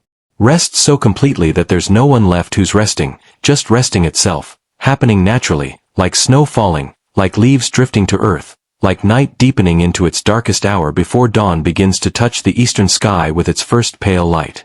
You are dissolving into this rest, becoming one with it, no longer separate from it, no longer someone who's trying to rest but rest itself, peace itself, stillness itself, the vast silence that holds all sounds, the great emptiness that contains all forms, the infinite awareness that appears as all beings. And in this dissolution, there is no loss. Only liberation. Only love. Only the recognition that you are and always have been what you sought, that you are whole and have never been broken, that you are home and have never truly left, that you are free and have never been bound except by your own belief that you were somebody separate, somebody limited, somebody who needed to become something other than what you already are. The Buddha said his final words as his body was releasing, as his breath was slowing, as that particular form was returning to the elements. He said, "All conditioned things are impermanent. Work out your salvation with diligence." And then he was gone, or rather, the body was gone, the form was dissolved, but what he essentially was, that vast awareness, that boundless compassion, that perfect peace, that did not go anywhere because it had never been anywhere in particular. It was and is everywhere, always, the ground of all being, the source and substance of everything that exists. You are this same awareness. Not different from Buddha's awareness, not separate from it, not inferior to it. The same consciousness that looked through Buddha's eyes looks through your eyes. The same awareness that knew itself in that enlightened form knows itself in your form. There is only one awareness, appearing as many beings, like the sun appearing in 10,000 dewdrops, seeming to be 10,000 suns but actually being one sun reflected many times. Let this understanding carry you now into sleep, into rest, into the deep peace that surpasses all understanding. You are nobody trying to be somebody. You are nobody needing to achieve or prove or become anything. You are nobody, which is the same as being everything, being this moment exactly as it is, being awareness itself, vast, open, free, at peace, at home, complete, whole, enough, always enough, forever enough, exactly as you are, exactly as this is, exactly as everything is in this perfect, impossible, beautiful moment that is all there ever is. Sleep now, dear friend. Sleep in this understanding. Sleep in this peace. Sleep in the freedom of being nobody, which is the greatest freedom of all. The world will continue without your management. Life will unfold without your control. And you can rest, deeply rest, in the knowledge that you are held by something infinitely larger and wiser than your small self, something that has been holding you always, will hold you forever, something you are part of and have never been separate from, something you are, have always been, will always be, beyond birth and death, beyond coming and going, beyond all the changes and chances of this temporary form. The silence deepens around you now, wrapping you in its gentle embrace like a mother's arms, like the earth holding a seed through winter, like the ocean cradling all its creatures in its vast, dark depths. There is nothing more you need to do, nowhere you need to go, no one you need to be. The work of the day is complete. The effort can cease. The striving can stop. You have permission to simply exist, to simply be, without purpose or goal or direction, like a leaf that has finally let go of the branch and is drifting slowly, peacefully down to rest on the forest floor. In the old Zen monasteries, there was a practice called shikantaza, which means just sitting. Not sitting to achieve something, not sitting to become enlightened, not sitting to fix yourself or improve yourself or transform yourself. Just sitting. Being completely present with what is, without adding anything, without taking anything away, without judging or analyzing or trying to make the experience be different than it is. Just this breath. Just this moment. Just this simple presence that requires nothing and achieves nothing and yet is somehow complete in itself, perfect in its imperfection, whole in its brokenness, sacred in its ordinariness. This is what you're doing now as you rest here in the darkness. Just lying. Not lying to achieve sleep, though sleep will come. Not lying to solve your problems, though rest often brings clarity. Not lying to become somebody more peaceful or more spiritual or more enlightened. Just lying. Being here. Present with the weight of your body on the bed, present with the rhythm of your breathing, present with the sounds of night around you, present with the thoughts that drift through like clouds across an evening sky, appearing, changing, dissolving, none of them solid, none of them permanent, all of them just temporary movements in the vast space of awareness that you are. There's a koan that asks, what is your original face before your parents were born? This question isn't asking for an answer that can be spoken. It's pointing you toward a direct recognition of what you are before all the conditioning, before all the learning, before all the ideas about who and what you're supposed to be. Before you had a name, before you had a story, before you had an identity. What were you? What are you, even now, underneath all those layers of accumulated self-concept? Feel into this question as you rest here. Not with your thinking mind, which will only create more concepts, more ideas, more layers of abstraction, but with direct awareness. What is here, right now, before you tell yourself any stories about it? What is this presence, this knowing, this being that experiences everything but is not any particular thing that's experienced? It's closer than your breath, more intimate than your heartbeat, simpler than your simplest thought. It's what you are when you're not trying to be anything. It's what remains when everything else is stripped away. It's what the Zen masters called your original face, your true nature, your Buddha nature. Not something you need to acquire or achieve, but something you've always been, something you can never not be, even when you forget it, even when you believe you're just this limited somebody struggling through life. In ancient India, there was a tradition of wandering mendicants, holy people who owned nothing, who had no home, no family, no possessions, no identity tied to any place or role or relationship. They would walk from town to town, begging for their food, sleeping under trees or in temples, owning only the clothes on their backs and perhaps a begging bowl. To conventional society, they appeared to be nobodies. People who had dropped out, who had failed at the normal game of life, who had nothing to show for their existence. But many of these wanderers had discovered something precious beyond measure. They had found a freedom that people caught in the web of possessions and positions and identities could never know. They had stopped being somebody and discovered the infinite richness of being nobody. One such wanderer was approached by a wealthy merchant who looked at the holy man's ragged clothes and empty bowl and felt a mixture of pity and contempt. "You have nothing," the merchant said. "You're nobody. You've accomplished nothing with your life. Doesn't this make you ashamed?" The wanderer smiled, a smile so radiant and genuine that it stopped the merchant in his tracks. "You're right," the wanderer said. "I am nobody. I have nothing. I've accomplished nothing. And I've never been happier, never been more at peace, never felt more complete. You, on the other hand, are somebody important. You have much. You've accomplished great things. Tell me, has any of it brought you the peace you seek? Or are you still running, still striving, still trying to become even more of a somebody, hoping that eventually, when you've achieved enough, acquired enough, proven yourself enough, then finally you'll be able to rest." The merchant stood in silence, unable to answer, because the wanderer's words had touched something true in him, something he usually kept buried under layers of busyness and ambition and distraction.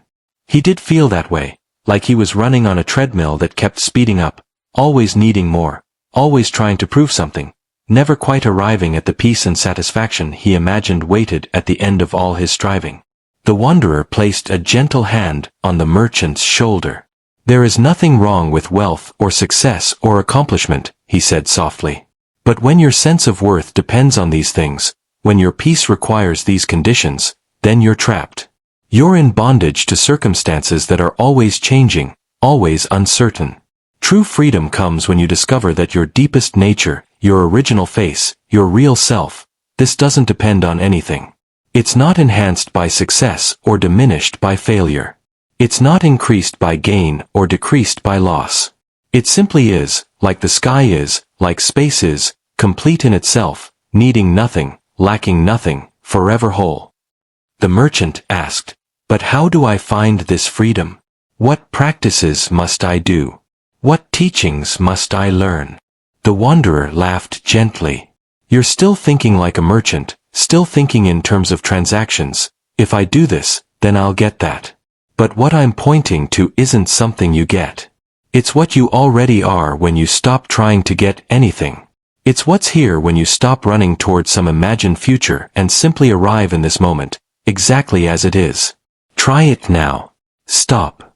Just for a moment. Stop trying to become anything or achieve anything or figure anything out. Just be. Breathe. Feel the sun on your face. Hear the sounds around you. Notice the simple miracle of being alive, being aware, being here. This is it. This is what you've been seeking. Not in some distant future when you finally become somebody worthy, but right here, right now, in this moment that requires nothing from you except your presence." The merchant stood there, and for just a moment, just a fleeting instant, he stopped. The constant mental commentary ceased. The endless planning and worrying and evaluating paused.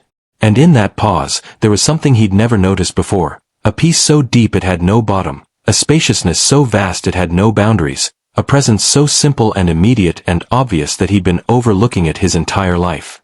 It lasted only a second before his mind started up again, but that second was enough. Something had been glimpsed that couldn't be forgotten, a possibility he hadn't known existed, a freedom that had been here all along, waiting not to be earned but simply recognized. You are having this same recognition now, perhaps without even realizing it. In this state between waking and sleeping, in this space where thought has slowed almost to stopping, in this moment when you're not trying to be anybody or do anything, you're naturally resting in your original nature. The peace you feel isn't something you've created or achieved. It's what's always here when you stop disturbing it. The spaciousness you sense isn't something you've developed through practice. It's what you are, what you've always been, now finally noticed because you've stopped filling it with so much mental noise and activity. This is the great paradox of the spiritual path. You're seeking to find what you've never lost, trying to become what you've always been, working to achieve what's already accomplished. It's like a fish frantically searching for water, or a bird desperately seeking air. You're already immersed in what you seek. You're already that which you long to become. The journey is not about going somewhere else but about recognizing where you already are. The work is not about adding something but about subtracting, letting go of all the false ideas about who you are, all the constructed identities, all the endless becoming, until what remains is the simple, obvious, always present reality of your true nature. In Tibet, there's a meditation practice called Dzogchen, which means great perfection or great completion. The essence of this practice is resting in the recognition that you're already complete, already perfect, already whole. Not perfect in the sense of flawless or without areas for growth and development, but perfect in the sense of fundamentally okay, fundamentally worthy, fundamentally whole exactly as you are. The practice is simply to rest in this recognition, to relax into this natural state, to stop trying so hard to improve or transform or transcend yourself and simply be what you already are. A Dzogchen master once said, "The problem is, you think you have time. These words might sound ominous, like a warning about mortality, but they're actually pointing to something else. The sense that you have time. Time to become somebody, time to achieve enlightenment, time to finally get your life together, time to become worthy. This sense of having time keeps you postponed, keeps you living in an imagined future rather than in the only moment that actually exists, which is this one. Right here. Right now. Not perfect in the sense of everything being exactly as you want it, but perfect in the sense of real, immediate, the only thing actually happening. This moment is your life. Not some future moment when you finally become somebody worthy. This one. With all its ordinariness, all its imperfection, all its simple, immediate presence. What if you stopped waiting? What if you stopped postponing your peace, your acceptance, your okayness until some future condition is met? What if you said yes to this moment, exactly as it is? Yes to this body with all its limitations and discomforts. Yes to this mind with all its confusion and restlessness. Yes to this life with all its challenges and imperfections. Not a resigned yes, not a defeated yes, but a wholehearted yes that recognizes that this moment is all you have, all you've ever had, all you'll ever have, and it's enough. It's always been enough. You've just been too busy trying to make it into something else to notice. Feel this yes in your body now. Not as an idea or a concept, but as an actual relaxation, an actual softening, an actual letting go. Let your breath say yes. Let your shoulders say yes. Let your belly say yes. Let every cell in your body say yes to this moment, to this existence, to this simple fact of being alive right here, right now. And as you say yes, notice how resistance begins to melt. Notice how the sense of fighting against what is begins to dissolve. Notice how peace doesn't need to be achieved but is simply revealed when you stop struggling, when you stop demanding that this moment be different than it is, when you finally arrive here, in the only place you've ever actually been. This is the teaching of surrender, but not surrender in the sense of defeat. Surrender in the sense of trust, of allowing, of flowing with rather than fighting against. Like a swimmer who stops fighting the current and instead uses it, moves with it, lets it carry them. The current of life is always flowing. You can exhaust yourself trying to swim upstream, trying to make things be different than they are, trying to control and manage and force outcomes. Or you can relax into the flow, trust the current, let it carry you, participating skillfully but not controlling, responding wisely but not grasping, engaging fully but not clinging. There's a Taoist concept called Wu Wei, which is often translated as non-doing or effortless action. It doesn't mean doing nothing. It means acting from your natural wisdom rather than from forced effort, from your spontaneous response rather than from calculated strategy, from presence rather than from fear. It's the way water flows downhill, not planning its route, not thinking about the destination, just naturally following the path of least resistance, yet eventually carving great canyons through solid rock, not through force but through persistence, through going with rather than against, through surrender rather than struggle. Your breath right now is doing Wu Wei. It's not forcing itself. It's not trying to breathe correctly. It's just breathing, naturally, effortlessly, following its own ancient rhythm. Your heart is doing Wu Wei. Beating without your instruction, without your effort, without your worry about whether it's beating well enough. Your body is doing Wu Wei, healing itself, regulating itself, maintaining itself through infinitely complex processes that happen entirely without your conscious direction. And you could live your whole life this way, with the same natural ease, the same effortless flow, if you could just stop interfering, stop trying so hard, stop being somebody who has to manage everything and instead trust the deeper intelligence that's been managing your existence since before you were born. This doesn't mean becoming passive or irresponsible. It means acting from a different place, from presence rather than anxiety, from wisdom rather than fear, from wholeness rather than lack. When you act from trying to become somebody, there's always a sense of strain, of effort, of pushing against something. But when you act from already being whole, from already being enough, from already being nobody who needs to prove anything, there's a natural grace, an effortless effectiveness, a way of engaging with life that's both relaxed and fully committed, both peaceful and fully alive. Imagine a skilled musician playing an instrument they've practiced for years. They're not thinking about each note, not trying to remember the fingering, not worried about making mistakes. They've surrendered to the music, become one with it, disappeared into it. There's no longer a somebody playing an instrument, there's just music happening, flowing through this particular form, expressing itself naturally, effortlessly, beautifully. This is how your life could be. Not a somebody struggling to play it correctly, but just life playing itself through you, naturally, spontaneously, moment by moment, note by note, breath by breath. The darkness around you now is so complete, so total, that it's like being held in the void, in the great emptiness that Buddhist philosophy speaks of. But this emptiness is not nothing, it's pregnant with infinite possibility, like the darkness of the womb, like the darkness of rich soil from which all plants grow, like the darkness of space from which all stars shine. You're returning to this darkness now, to this original emptiness, to the source from which you emerged and to which you constantly return, every night, every moment of deep rest, every gap between thoughts, every space between breaths.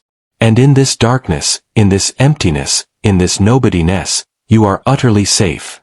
Because what you truly are was never born and can never die. What you truly are is not a thing that can be threatened or harmed. What you truly are is the awareness itself, the consciousness itself, the very presence in which all experiences arise. And this is immortal, eternal, unchanging even as everything changes within it. This is your true refuge, your deepest security, your ultimate safety. Not in any external circumstance but in the recognition of what you actually are beneath all the layers of identity and story and self-concept. Let yourself sink all the way now. All the way down into this darkness, this emptiness, this silence.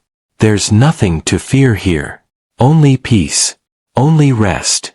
Only the infinite gentleness of existence holding you, cradling you, welcoming you home. You are nobody now. Nobody at all. And in being nobody, you are everything. You are the darkness and the light. You are the silence and the sound. You are the emptiness and the fullness. You are this moment, exactly as it is, complete, whole, perfect in its imperfection, sacred in its ordinariness. Sleep now, dear one. Sleep deeply. Sleep peacefully. Sleep in the freedom of being nobody, which is the deepest freedom of all. And when you wake, you'll carry this teaching with you, perhaps not as words or concepts, but as a felt sense, a subtle knowing, a quiet recognition that you don't have to try so hard, don't have to be so much, don't have to prove so constantly. You can simply be, like the stars are, like the rivers are, like the whole universe is, just being itself, naturally, effortlessly, completely. The night holds you now. The silence embraces you. The darkness welcomes you home. In the deepest hours of night, when even the world seems to be resting, when the boundary between dreams and waking grows thin as mist, there is a quality of stillness that touches everything. The trees stand silent. The animals have found their shelters. The earth itself seems to exhale and settle into peace. And you are part of this great settling, this universal rest, this return to the source that happens every night, in every creature, in every corner of existence. There's an ancient teaching that says the entire universe breathes, expanding and contracting, manifesting and dissolving, appearing and disappearing in cycles so vast they span eons, yet following the same essential pattern as your own breath. The yogis called this the breath of Brahma, the cosmic breathing that creates and dissolves worlds. And right now, you're participating in this rhythm. Your small breath is part of the great breath. Your individual rest is part of the universal rest. You're not separate from this cosmic dance. You are it, expressing itself in this particular form, in this particular moment, in this particular body lying here in darkness. Long ago, in the forests of ancient India, there lived a sage who had spent decades meditating, studying, practicing austerities, trying to reach enlightenment through fierce discipline and iron will. He was somebody very dedicated, very serious, very committed to the spiritual path. He hardly slept, ate only what was necessary to survive, spent hours each day in difficult postures, memorized thousands of verses of scripture. Other seekers looked at him with admiration and respect. Surely someone who practiced so intensely would achieve the highest realization. But despite all his efforts, something remained elusive. There was still a separation, still a sense of someone trying to achieve something, still the burden of being somebody who needed to become enlightened. One evening, exhausted from another day of rigorous practice, he lay down under a great banyan tree, its branches spreading wide above him like a sheltering roof. He was too tired even to meditate properly. He just lay there, looking up through the leaves at the stars beginning to appear in the darkening sky. And in that moment of complete exhaustion, when he had no energy left to try, to strive, to make effort, something shifted. He wasn't meditating. He wasn't practicing. He wasn't being a good yogi or a dedicated seeker. He was just lying there, breathing, existing, being nobody in particular. And suddenly, without any effort, without any technique, without any doing at all, he understood. The enlightenment he'd been seeking through all his fierce striving had been here all along, not hidden or distant but obvious as breath, immediate as awareness itself. He'd been like someone searching frantically for their glasses while wearing them, looking everywhere except at what was actually seeing. He began to laugh, and the laughter bubbled up from somewhere deep inside, spilling out into the night air, echoing through the forest. It was the laughter of recognition, of release, of realizing that the great cosmic joke had been on him all along. There was nothing to achieve because there was nobody to achieve it. There was nowhere to go because he'd never left home. There was nothing to become because he'd always been what he sought. The trying itself had been the only obstacle. The seeker himself had been the only thing standing between him and what he sought. From that night forward, he lived differently. Not because he'd gained something new but because he'd lost something old. The burden of being somebody special, somebody on a spiritual journey, somebody trying to get somewhere other than here. He continued to meditate, but now it wasn't doing, it was being. He continued to practice, but now it wasn't effort, it was play. He continued to teach others who came seeking, but now his teaching was simple. Stop trying so hard. You're already home. You've always been home. You just keep leaving home in your mind, imagining you're somewhere else, someone else, needing something else. Come back. Be here. Be nobody. This is it. This teaching is for you, too, as you lie here in the darkness. All your life, you've been trying. Trying to be good enough, smart enough, successful enough, lovable enough, spiritual enough, enough of whatever you've been told matters. And the trying has been exhausting, hasn't it? Like carrying a heavy pack up a steep mountain with no summit, just endless climbing, endless effort, endless, not there yet. What if you could set the pack down? What if you could stop climbing and realize you're already at the summit, have always been at the summit, because there's nowhere else to go? The summit isn't a place, it's a recognition. A seeing through of the illusion that you're somebody separate who needs to get somewhere. Feel into your body now. Notice any remaining tension, any holding, any subtle bracing against what is. Maybe there's tension in your jaw, clenching against words unsaid or emotions unfelt. Maybe there's tightness in your shoulders, carrying responsibilities that feel too heavy. Maybe there's a knot in your belly, holding anxiety about tomorrow or regret about yesterday.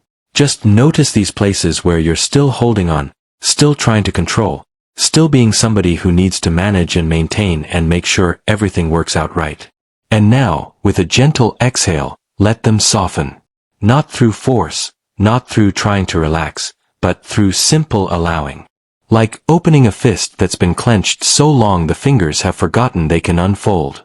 Just let it open. Let the jaw soften and hang loose.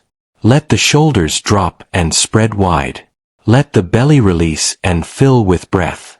Let every part of you say, I don't need to hold on anymore. I can let go.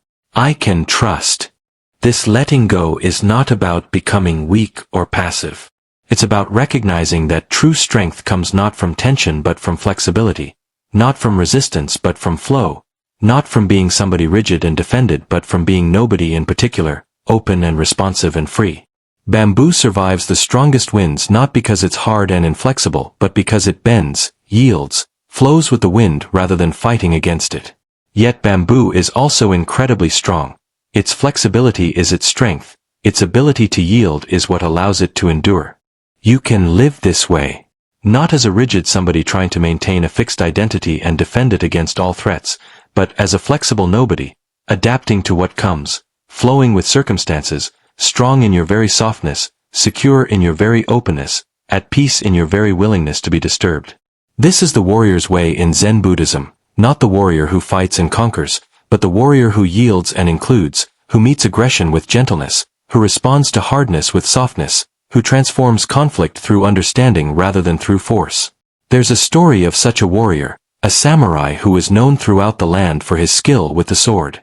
He had defeated every opponent, won every challenge, proven himself the greatest swordsman in the realm. But despite all his victories, he felt empty, as if something essential was missing from his life. So he went to a Zen master and asked, "Master, I've mastered the way of the sword. Teach me the way of Zen." The master looked at him calmly and said, "I cannot teach you Zen. You are too full of yourself, too proud of being somebody great. There's no room for Zen to enter." The samurai, accustomed to being treated with respect and deference, felt anger rising in him. His hand moved to his sword. "Do you know who I am?" he demanded. "I could kill you where you sit." The master smiled peacefully. "This is hell," he said simply. The samurai froze, his anger transforming in an instant to understanding. In his pride, his defensiveness, his need to be somebody important, in that moment of reactive emotion, he had indeed created his own hell. He saw how he'd been trapped in this pattern his whole life, needing to prove himself, to defend his reputation, to maintain his identity as the greatest swordsman. He released his sword and bowed deeply to the master. "And this," the master said, his voice warm with compassion, "this is heaven." In the instant of letting go, of releasing his need to be somebody, of surrendering his pride and anger, the samurai had tasted heaven, the freedom of being nobody, the peace of having nothing to prove, the spaciousness of meeting the moment without defensiveness or reactivity. The samurai stayed with the master for many years, learning not through teachings or techniques but through simple presence, through watching the master live with complete naturalness, responding to each moment freshly without the burden of maintaining any particular identity. He learned that true mastery isn't about being better than others but about being nobody who needs to be better. He learned that real strength isn't about defeating opponents but about having no opponents, seeing everyone as part of the same whole, as different expressions of the same consciousness, as fellow travelers in the great mystery of existence. Eventually, the samurai returned to his life in the world, but he was transformed. He still carried his sword, still possessed all his skill, but now he rarely needed to use it. When faced with aggression, his very presence, calm, centered, undefended, would often dissolve the conflict before it could escalate.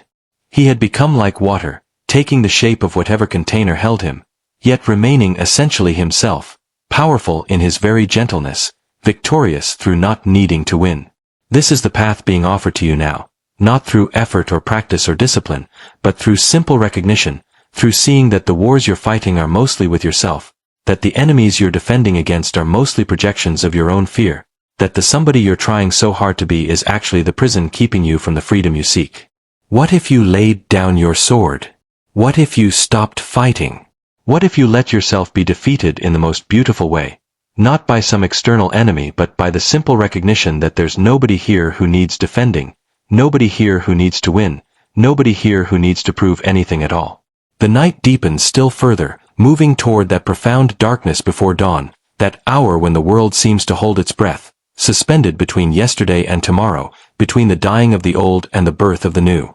In monasteries throughout Asia, monks are rising now for their first meditation, sitting in silence while the rest of the world still sleeps, meeting the day before it fully arrives, touching that liminal space where anything is possible because nothing has yet been decided. But you don't need to be in a monastery. You don't need to be a monk. The same profound darkness, the same deep silence, the same infinite possibility is right here where you are, in this room, in this bed, in this moment. The monastery is wherever you are when you're fully present. The sacred space is this space when you recognize it as sacred. The holy moment is this moment when you stop running toward some other moment and simply arrive here, Now, complete, whole, enough. There's a Zen saying, before enlightenment, chop wood, carry water. After enlightenment, chop wood, carry water. The activities remain the same. The difference is in the one doing them, or rather, the difference is in the absence of someone doing them. The wood gets chopped, but there's no separate somebody claiming credit for the chopping. The water gets carried, but there's no ego taking ownership of the carrying. There's just chopping happening, carrying happening, living happening, through this particular form, in this particular moment, naturally, effortlessly, like leaves growing on a tree or waves rising on the ocean. This is the great secret. There is no you separate from your experience. There's just experience happening, awareness being aware, life living itself. The you, that seems to be having experiences, making choices, living this life, that's a kind of useful fiction, a conceptual overlay that helps you navigate the relative world of daily existence. But it's not ultimately real. It's like the character in a movie who seems to have independent existence, but is actually just colored light flickering on a screen, given apparent life by the movie projector, which is itself powered by electricity, which is itself a manifestation of fundamental forces in the universe, which are themselves arising in the infinite field of pure potential that physicists are now calling the quantum vacuum, which is starting to sound remarkably like what mystics have been calling emptiness, the void, pure consciousness, God. You are not separate from this. You are this, the whole miraculous process, the entire vast system, the one infinite reality appearing as many forms, as stars and galaxies, as oceans and mountains, as trees and animals, as this body lying here breathing in the darkness, as this awareness watching it all, knowing it all, being it all. When you realize this, truly realize it not just intellectually but in your bones, in your cells, in your very being, then who is there to be afraid? What is there to defend? Where is there to go that you're not already? What is there to become that you're not already? Let this recognition wash through you now like warm water, like gentle light, like a soft breeze on a summer evening. You are not a small, separate somebody trapped inside a body, isolated from the rest of existence, struggling to survive in an alien world. You are the universe itself, localized in this particular form, looking out through these particular eyes, playing the particular role of being this person for this lifetime. And it's all okay. It's all perfect. It's all exactly as it should be. Not because everything is pleasant or easy, but because everything is real, immediate, the actual truth of this moment, which is the only truth there ever is. Your breath has become so subtle now it's barely perceptible, like a whisper in an empty room, like silk sliding over silk, like the gentlest touch of wind through grass. You're hovering in that space between waking and sleeping, between form and formlessness, between being somebody and being nobody. Stay here a little longer. Rest in this threshold. This is holy ground, this in-between place, this space of pure potential where you're not yet committed to being anyone in particular, where you're open, available, present to whatever wants to arise.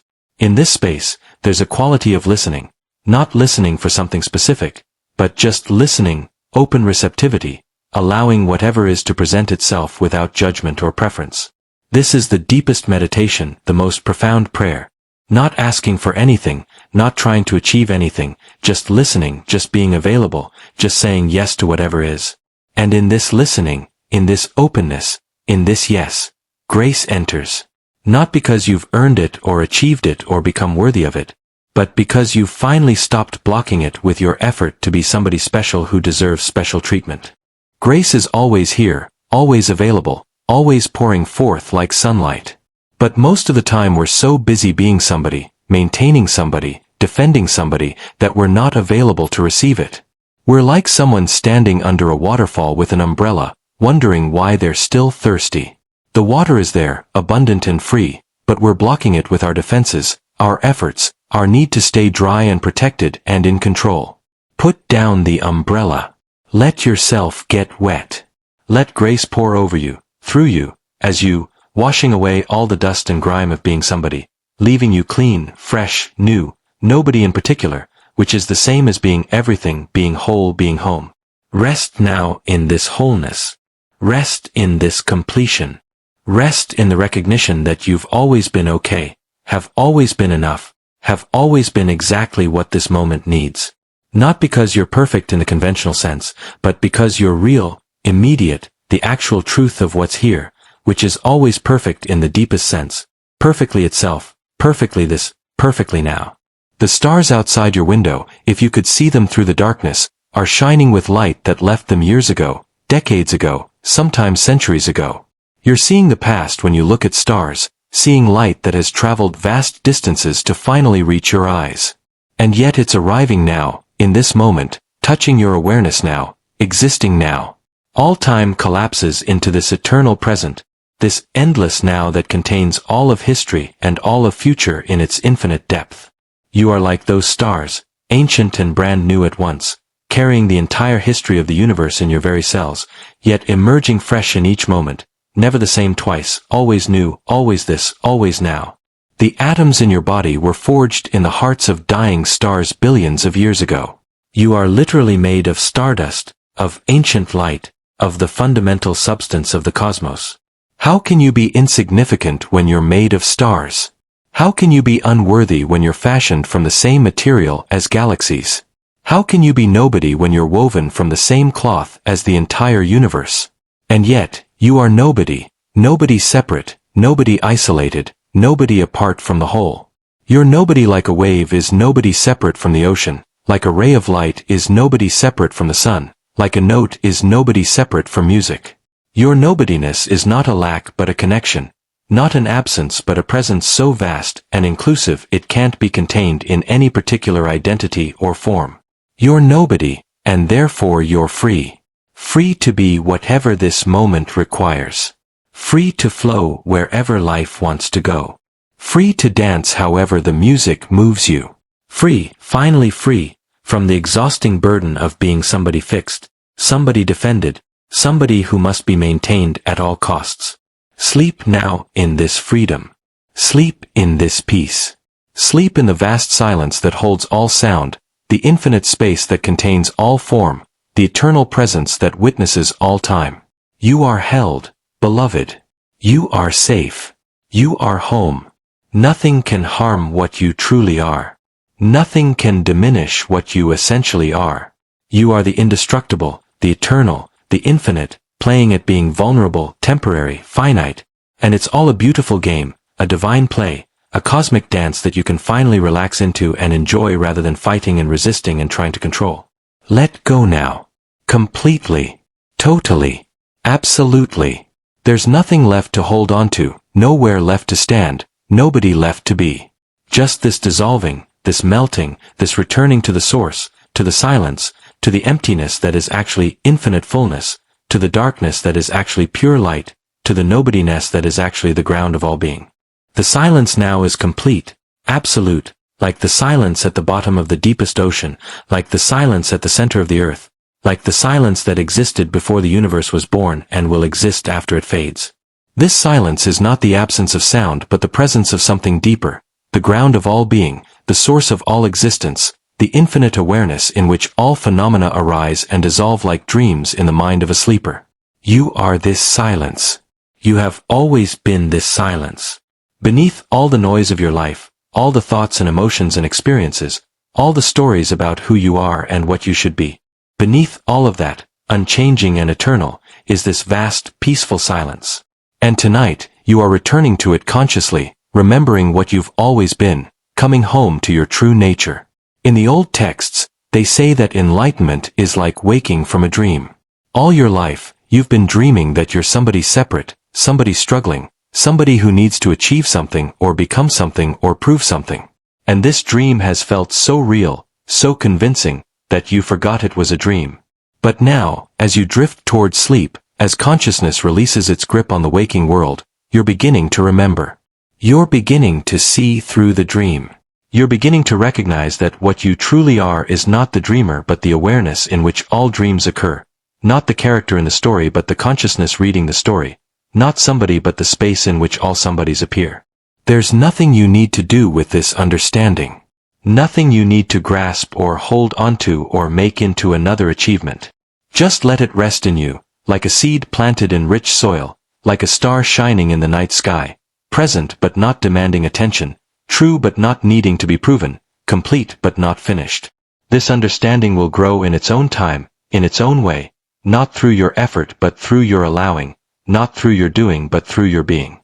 And when you wake tomorrow, whether it's to sunlight streaming through your windows or to the gray light of an overcast morning, whether it's to birdsong or to traffic noise, whether it's to peace or to immediate demands, you may find that something has shifted.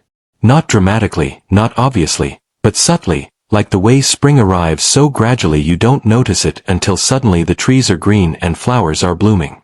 You may find that you're carrying yourself a little more lightly, taking yourself a little less seriously, meeting the day with a bit more space, a bit more breath, a bit more trust that you don't have to figure everything out or control everything or be somebody perfect in order for life to unfold as it needs to unfold. The great Zen teacher Shunryu Suzuki once said, "In the beginner's mind there are many possibilities, but in the expert's mind there are few." What he was pointing to is the freedom that comes from not knowing, from being nobody who has it all figured out, from approaching each moment with fresh eyes, as if encountering it for the first time. This is how you can meet tomorrow. Not as somebody who already knows how it should go, but as nobody in particular, curious, open, available to be surprised, to learn, to grow, to discover something new about this mysterious existence. Let this be your practice, if practice is even the right word. Not a practice of doing but a practice of releasing. Not effort but ease. Not becoming but unbecoming, letting go of all the layers you've accumulated, all the identities you've constructed, all the ways you've tried to be somebody, until what remains is just this simple presence, pure awareness, the original face you had before the world told you who you should be. The ancient teachers used to say that spiritual practice is like polishing a mirror. At first, the mirror is covered with dust, all your conditioning, your beliefs, your self-concepts, your habitual patterns. And you polish and polish, working hard to clean it, to make it shine. But then, one day, you realize something remarkable. The mirror was never actually dirty. The dust was never actually on the mirror. It was just an appearance, a temporary covering. The mirror itself, your true nature, was always clean, always clear, always reflecting perfectly. All your polishing was just a way of recognizing this, of seeing through the illusion that you needed to clean something that was already pure. This is where you are now. You've done your polishing for today. You've tried, you've worked, you've done your best to navigate this day with its challenges and opportunities. And now it's time to rest, to stop polishing, to recognize that beneath all your efforts, you are and have always been the clean mirror, the pure awareness, the original wholeness that needs no improvement, no achievement, no becoming. As the night deepens toward its darkest hour, as your consciousness fades toward sleep, feel yourself dissolving into this recognition. You are not a small, limited person in a vast universe. You are the vast universe appearing as a small, limited person. You are not a drop in the ocean. You are the ocean in a drop. You are not somebody insignificant trying to matter. You are the significance itself, the mattering itself, the being itself that all somebodies are made of. And with this recognition comes a profound peace, a peace that doesn't depend on circumstances being a certain way, a peace that can't be disturbed by what happens or doesn't happen, a peace that is your very nature, like wetness is the nature of water, like heat is the nature of fire, like space is the nature of the sky. This peace is what you are. Not something you have or achieve or maintain, but what you are when you stop trying to be anything else, when you stop resisting what is, when you finally say yes to this moment, to this life, to this existence exactly as it presents itself. So rest now, dear one. Rest completely. Rest in the knowing that all is well, that all has always been well, that even when things seem difficult or painful or confusing, there is a deeper wellness, a fundamental okayness, a basic goodness at the heart of existence that can never be destroyed or diminished. You are this goodness. You are this wellness. You are this deep, unshakable peace that has been here all along, waiting patiently for you to stop looking elsewhere and recognize it right here, right where you are, right in the middle of your ordinary, imperfect, beautiful life. The Buddha's last words, as he lay dying under the trees, were these: all conditioned things are impermanent. Work out your salvation with diligence. But his real final teaching was in how he died, peacefully, consciously, without resistance, without fear, letting go of that particular form with the same ease that you let go of a breath, trusting the next phase of existence the way you trust the sun to rise, knowing that what he truly was, that vast awareness, that infinite consciousness, would continue, had never begun and could never end. You are dying this same small death now, this nightly death of the ego, this temporary release of identity.